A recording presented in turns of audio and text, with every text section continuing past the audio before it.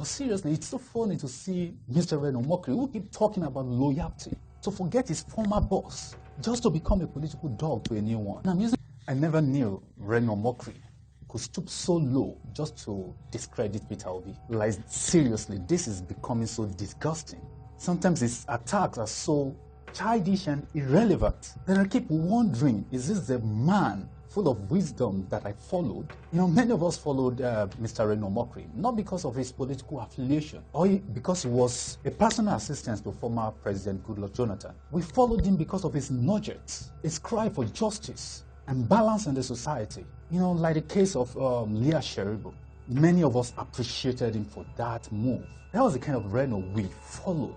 Someone who cared about truth and justice. Even when it comes to religious issues, he stands for truth and encouraged a lot of us. So when we see him beyond politics. But these days, just because he wants to discredit Peter Obi, sometimes you read his posts and they just don't make any sense. And you keep wondering, what's the point you're trying to drive out here? You're not making any point. And from there you will understand he has nothing against Peter Obi, other than the fact that he's fast becoming a political dog who doesn't care about dignity anymore.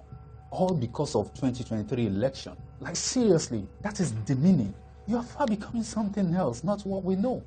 Okay, look at this. Former Vice President Atiku Abubakar served under PDP for 8 years as Vice President. And he was in PDP until 2014, when he joined forces with APC just to kick Reno and his boss out of office. The Reno that is now doing all he can to protect his candidate. Also, Reno has been complaining about this government. He has been condemning this government. He even dragged Omokri for using the media to blackmail former President Jonathan and Reno himself. And he even shared the video of how Omokri celebrated the victory in 2015. But do you know he never for once mentioned the impact former Vice President Atiku Abubakar had on this matter? His collaboration with APC in 2014 alone is far damaging than all Reno has ever said about Omokri. What is even more interesting to me is that former Vice President Atiku Abubakar returned to PDP in 2017, I think late 2017, if I'm correct,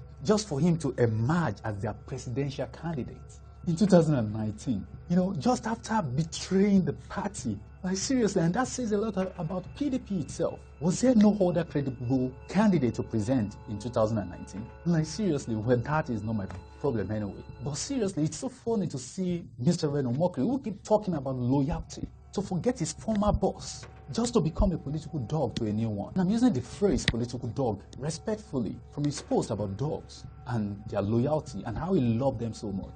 Yes, we know he loves dogs so much. So I thought of it, that to himself might have possessed the loyalty of dog to himself. Because dogs are loyal to their masters and doesn't care about if they are corrupt or not, if they are worthy or not. A dog doesn't care if its master is good or bad. What concerns the dog? As a matter of fact, a dog can attack a good man just to protect his master.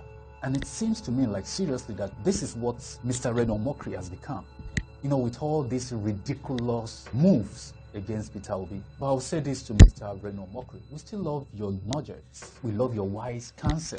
And we still love you, Mr. Reno Omokri. But you need to change your ways and become who we know you to be. Thank you and God bless you.